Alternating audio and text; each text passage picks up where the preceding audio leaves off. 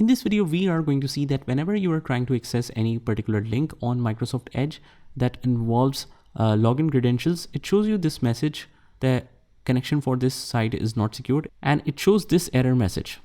So let's see how we can resolve this Cypher mismatch error. So first of all, what we will do is press Windows and R key together, and it will open up the run command. And just write here inet cpl.cpl. Hit enter.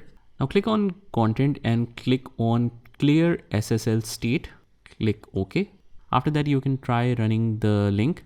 If it works, that's great. If not, you need to go in advanced settings and just scroll all the way down to the bottom, which says use SSL 3.0. Just enable this and just use this one as well. Use TLS1.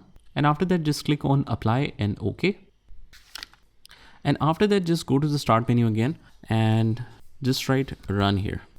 Just enter the same details again and right here this, click OK. And after that, just click on connections and click on LAN settings and just check that it is set to automatically detect settings. Click OK and click OK again and just try running again.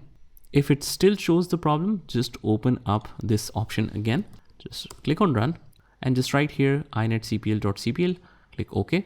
And this time we will go to security tab, click on trusted sites and click on sites and use the link that you wanted to open. Click on add, close it.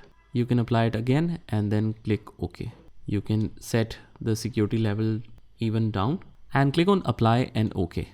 So hopefully one of the methods might work for you and you should be able to access your website or whatever link you are trying to access in this way. Just try this by yourself and I will see you in the next one.